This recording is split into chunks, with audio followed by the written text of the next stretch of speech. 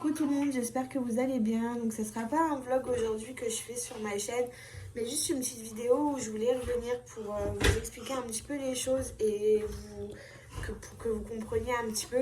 Donc on va dire âme sensible, s'abstenir parce que la vidéo risque d'être un petit peu touchante, enfin pour ceux qui ont un cœur on va dire. Donc en gros je vous explique la situation, ça va pas trop au niveau physique et moral.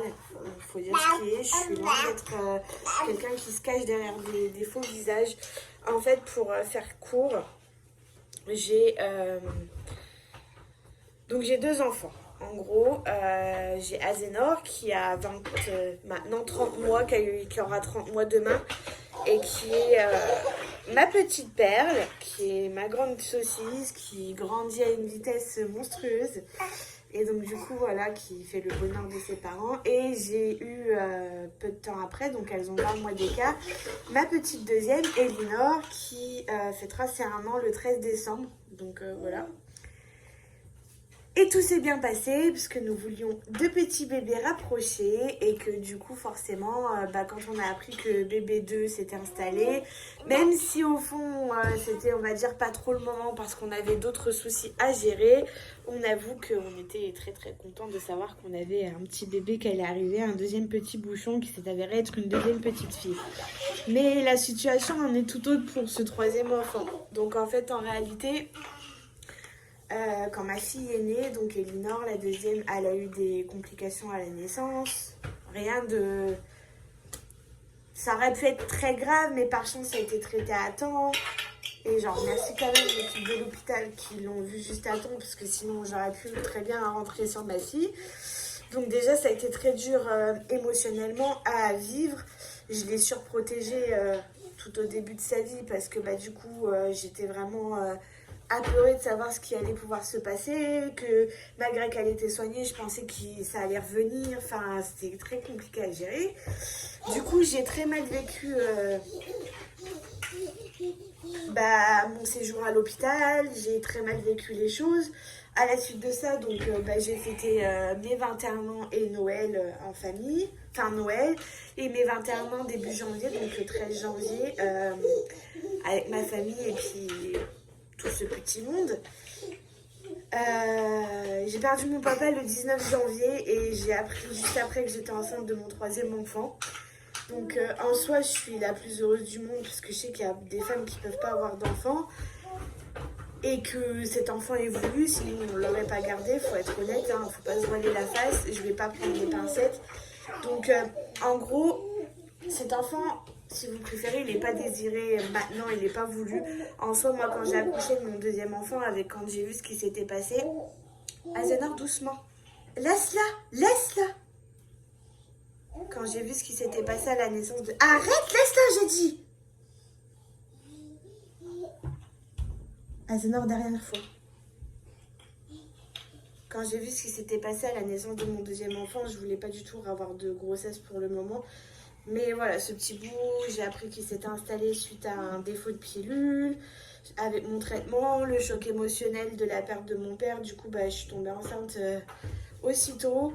J'ai subi tellement de jugements, de moqueries, d'insultes, de choses néfastes que je pourrais même pas tout évoquer dans cette vidéo.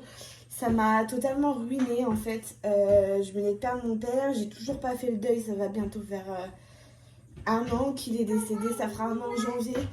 Et j'ai toujours pas fait le deuil, donc du coup je suis constamment mal et pensive. Ce petit bébé arrive, je le vis pas bien du tout en fait. Même si j'aime mon fils, attention, il sera le plus heureux du monde, on a déjà préparé sa chambre. Enfin... les affaires pour sa chambre, son lit, on a déjà acheté... Azenor, oui, mais va jouer. On a déjà préparé les achats pour sa chambre et tout est prêt. On a ses petits vêtements, la valise est prête et tout. Au fond, je le vis très mal parce que j'aurais préféré qu'il s'installe dans d'autres circonstances que celle-ci. Du coup, je vis pas bien ma grossesse. Une grossesse qui se passe pas forcément bien non plus, du coup, physiquement. J'ai des gros soucis, mon col est dilaté... Mon col est dilaté à un peu plus de 3 depuis un très long moment. Malheureusement, je peux pas faire autrement que de continuer ma petite vie puisque mon mari travaille et j'ai personne pour faire garder mes enfants.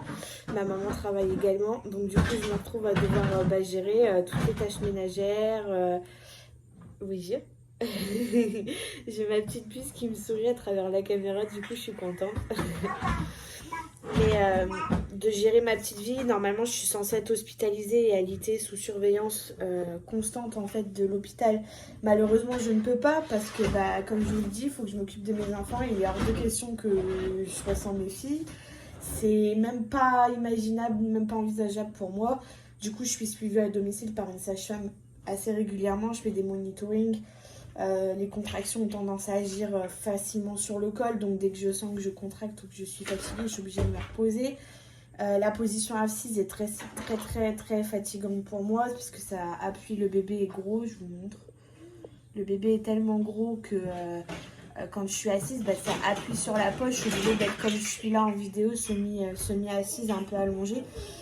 Donc c'est très compliqué à gérer, d'où mes absences en fait parce que bah, je peux pas gérer YouTube, c'est impossible de faire des vidéos sans être assise. Donc je reprendrai ma chaîne comme convenu après mon accouchement, ça changera pas avec mes tutos, mes vlogs, etc. Tout ça, ça va reprendre. Hein. Mais voilà, c'est pour ça que je suis pas beaucoup là, c'est que mentalement, bah, on est tous des humains, c'est pas parce qu'on fait YouTube ou qu'on fait Instagram que... En gros, qu'on va s'afficher ou afficher nos vies, que on n'est pas des humains. On cache beaucoup de choses. Je pars du principe où on va pas sur les réseaux sociaux aussi pour voir des gens pas bien, des gens mal, des gens qui sont pas de bonne humeur ou qui ont toujours quelque chose. Donc je préfère me reculer des réseaux et quand je poste, bah, poster des choses plus intéressantes, voilà, enfin des partenariats, des make-up quand j'en fais, etc. Je suis motivée à reprendre, hein, vous inquiétez pas, j'ai déjà un big haul qui se prépare pour ceux qui me suivent sur Instagram. N'hésitez pas à me rejoindre, je vous mettrai le petit truc juste ici avec mon nom Instagram.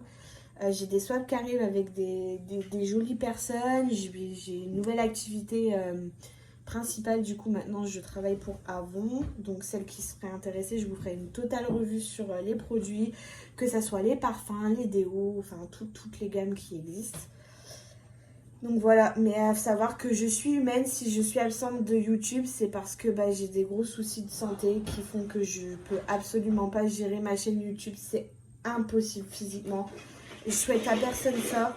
Alors après, oui, je relativise en me disant qu'il y a des mamans qui sont pires que moi. Je relativise en me disant qu'il y a des choses toujours pires que soi. Mais je relativise aussi en me disant que bah, il n'y a pas beaucoup de gens qui supporteraient ce que j'endure, que ce soit physiquement, moralement et avec ma maladie en plus. Faut pas oublier que j'ai quand même une maladie assez importante, couplée à une autre, couplée à de l'endométriose. Donc il faut avouer que les grossesses sont assez compliquées pour moi. Mais voilà, je préfère prendre du temps pour m'occuper de mes enfants et pouvoir trouver une organisation une fois que mon fils sera né pour gérer tout ça.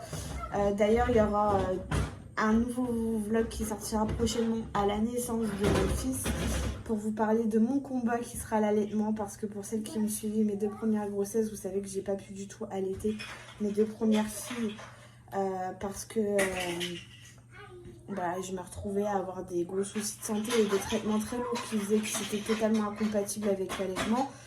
Donc du coup, je l'ai très mal vécu. Donc là, j'ai essayé de faire en sorte tous ces mois de me passer de mes traitements et de faire en sorte de m'en sortir sans. Et donc du coup, je vais allaiter mon 3e enfant. Et j'espère que ça se passera bien. J'ai quelques appréhensions. Du coup, je vous ferai une totale revue sur l'allaitement, comment ça se passe, etc., etc. Et puis, bah voilà. En attendant, je voulais juste vous faire cette petite vidéo pour vous dire que je ne vous oublie pas. Je suis désolée pour le bordel de faire. Azénor, tu le fais exprès là? Azénor, tu vois pas que maman est en train de faire une vidéo? Azénor, c'est pas beau. Non, c'est pas beau.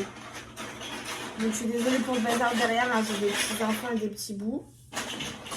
Que je vais punir s'ils continuent leurs bêtises. Donc je suis désolée pour le bazar derrière, hein, j'ai des enfants qui bougent et qui sont turbulents, donc voilà. En attendant, je voulais vous faire cette vidéo. J'espère que ceux qui auront un cœur auront compris. Je suis toujours présente sur les réseaux un petit peu. Je fais des stories de temps en temps, etc. Mais beaucoup moins qu'avant parce que je m'occupe de mes enfants et j'essaye de préparer au mieux l'arrivée de mon fils. Donc voilà, je vous fais des bisous. J'espère que cette vidéo vous aidera à comprendre et puis je vous fera quand même plaisir de me voir en vidéo. Je la posterai un peu partout sur mes réseaux sociaux. Et puis voilà, j'espère que ça vous plaira. Je ferai un petit post Instagram également pour expliquer ma vidéo. Et en attendant, je vous fais des bisous et je vous dis à bientôt pour la reprise de ma chaîne. Bye bye!